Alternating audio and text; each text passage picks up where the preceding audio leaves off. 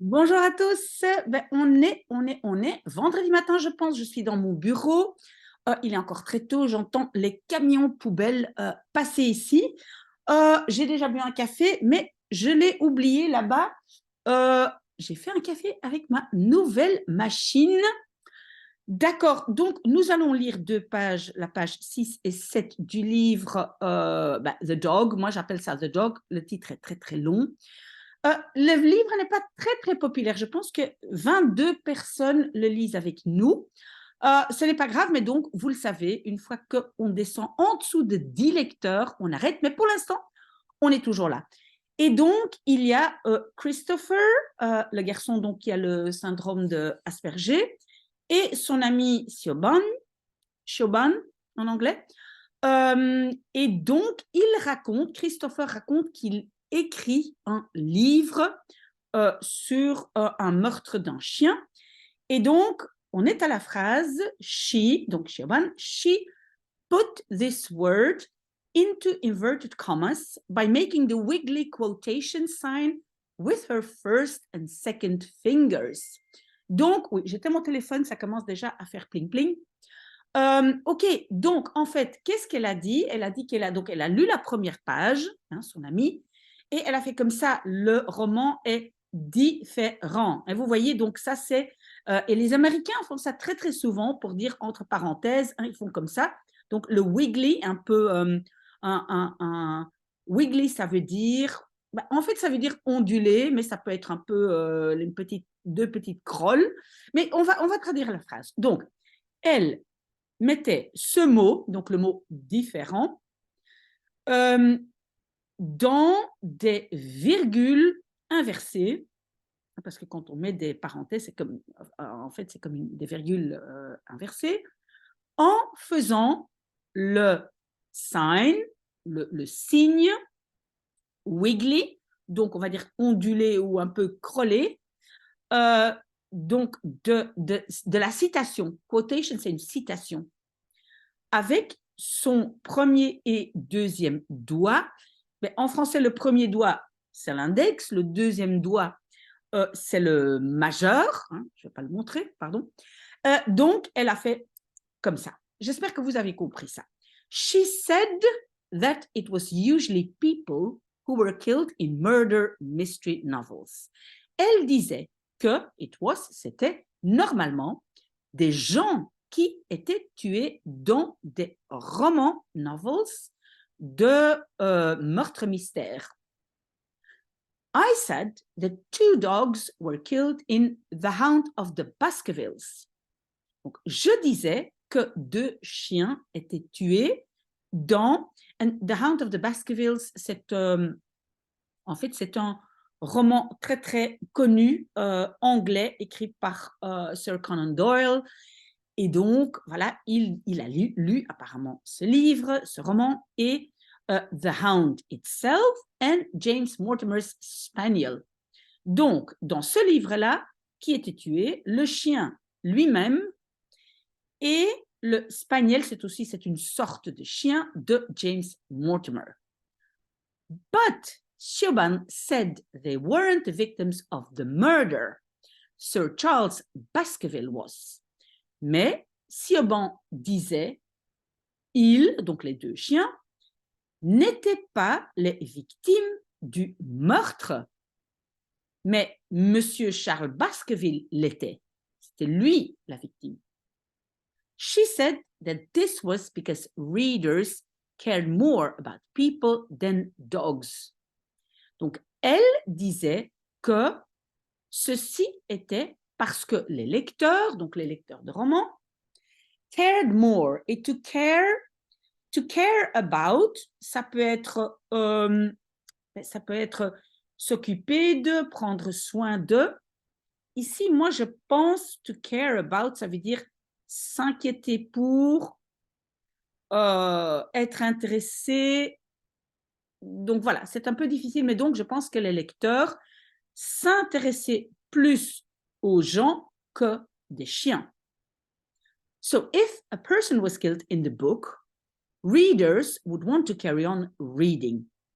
Donc, si une personne était tuée dans un livre, des lecteurs would want, c'est un conditionnel, aimerait to carry on, ça veut dire continuer à lire, reading. Et vous voyez qu'est-ce qui est si difficile dans des phrases en anglais? On ne met pas tellement de virgule et on n'a peut-être pas très bien compris qu'en fait la phrase, enfin une partie de la phrase s'arrête après book, hein? In the book, et puis readers would. Donc c'est ça qui est souvent très très difficile, de couper les phrases en anglais en morceaux. OK. I said that I wanted to write about something real. Je disais que je voulais écrire sur quelque chose de vrai. And I knew people who had died, but I did not know any people who had been killed. Donc, il veut écrire sur quelque chose de réel et il connaissait des gens qui étaient morts, hein, étaient décédés, mais je ne connaissais pas aucune personne qui avait été tuée, except Edward's father from school, Mr. Paulson, and that was a gliding accident, not murder.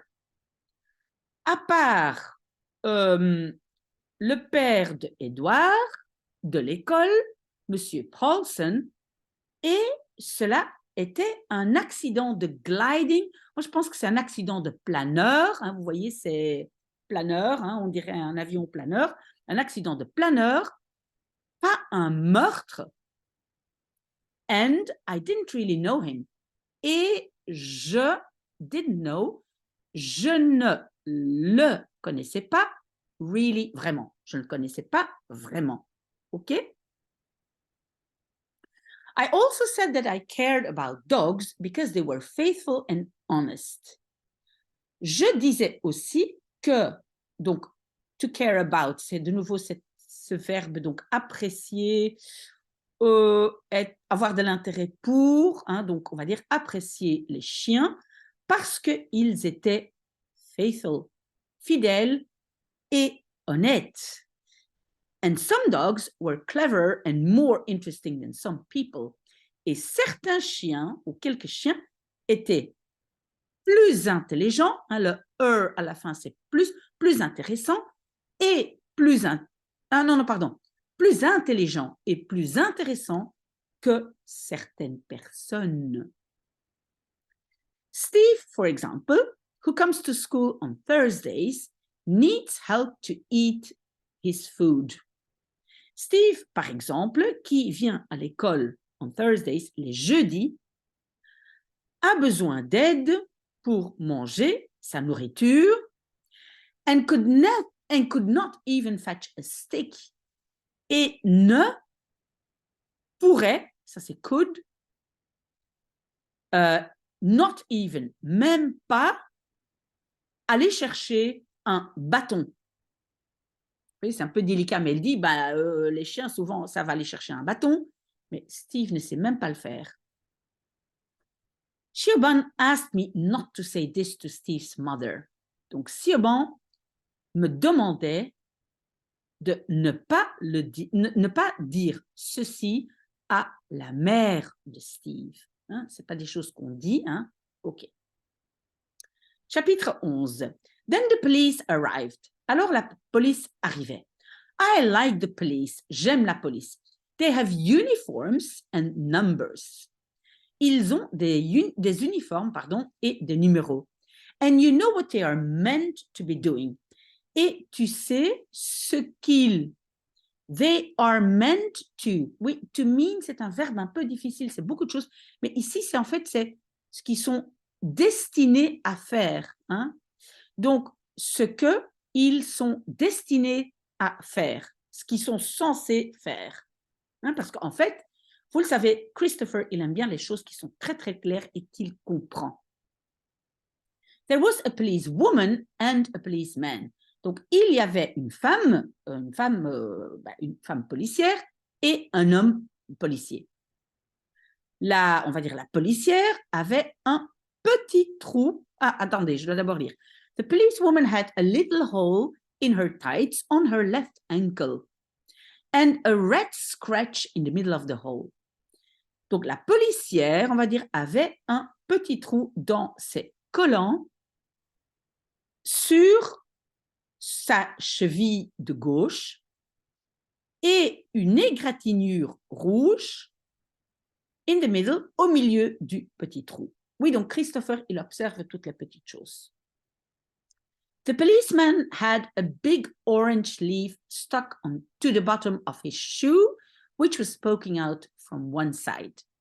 Donc, le policier avait une feuille, une grande feuille orange, stuck collée to the bottom, au fond, mais ici je pense à la semelle de sa chaussure, he was poking out. To poke out, ça veut dire on le voit un tout petit bout, sortait un petit morceau, hein, was poking out, sortait d'un petit bout from one side, donc d'un côté.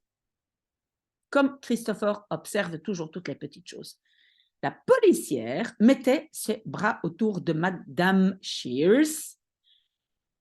D'abord en anglais, pardon. The policewoman put her arms around Mrs. Shears and led her back towards the house. Donc la policière mettait ses bras autour de Madame Shears et la guidait de retour vers sa maison. I lifted my head off the grass. Je soulevais ma tête de l'herbe. Oui, est-ce que vous savez, il avait comme ça, il s'était agenouillé avec sa tête, son front sur la pelouse. The policeman squatted down beside me and said. Donc le policier, to squat down, ça veut dire pas vraiment s'agenouiller, ça veut dire s'accroupir. Hein. On fait ça aussi dans la gym, mais to squat, hein, vous voyez, plier les genoux. Donc le policier s'était accroupi à côté de moi et disait, would you like to tell me what's going on here, young man? Would you like, est-ce que tu aimerais raconter à moi ce qui, going on, se passe ici, jeune homme? I sat up and said, the dog is dead. Donc, to set up, ça vient de to sit up, ça veut dire il se redresse, mais il est encore assis, et disait, le chien est mort. I got that far, he said. Je suis arrivé si loin, il disait. Et en fait, ça veut dire, je suis arrivé si loin, ça veut dire, ça j'avais compris. Jusque-là, j'avais compris. Il disait. I said, I think someone killed the dog. Je disais, je pense quelqu'un a tué le chien. How old are you? He asked. Donc, how old? Quel âge as-tu? Attention, en anglais, are you? Es-tu? Hein? C'est comme en néerlandais, c'est aussi, hein? Je suis quand on dit l'âge. Hein? Quel âge as-tu? Il demandait. I replied, I am 15 years and 3 months and 2 days. Je répondais, je suis, hein, pour l'âge, on dit je suis, j'ai 15 ans et 3 mois et 2 jours. And what precisely were you doing in the garden, he asked. Et quoi exactement tu étais en train de faire dans le jardin? Il demandait. I was holding the dog, I replied. J'étais holding, en train de tenir le chien, je répondais. And why were you holding the dog? He asked. Et pourquoi tu étais en train de tenir le chien? Il demandait. That was a difficult question. This was a difficult question. Ceci était une question difficile. It was something I wanted to do. C'était quelque chose que je voulais faire. I like dogs. J'aime les chiens. It made me sad to see that the dog was dead. Cela me rendait, attention, to make, c'est faire, mais c'est aussi rendre, cela me rendait triste de voir que le chien était triste. I like policemen too. J'aime des policiers aussi. And I wanted to answer the question properly. Et je voulais répondre en français à la question, mais en anglais, Je voulais répondre la question. Il n'y a pas de préposition en anglais. Properly, ça veut dire convenablement. But the policeman did not give me enough time to work out the correct answer. Mais le policier did not give, ne donnait pas à moi suffisamment de temps to work out. And to work out, ben, ça implique quelque chose d'un peu compliqué. Ici, ça veut dire, ben, en fait, réfléchir à, mais to work out, ça peut être à la gym, hein, on fait des exercices, c'est aussi workout. Ça implique quelque chose de difficile, un effort. Donc, donc, ne donnez pas à moi suffisamment de temps de réfléchir, on va dire, la réponse correcte. On a déjà fini en espérant qu'on continue à avoir 22 personnes pour qu'on puisse continuer à lire ces livres. Merci à ceux qui étaient là et j'espère à la semaine prochaine. Et moi, je reprends mon café. À très bientôt.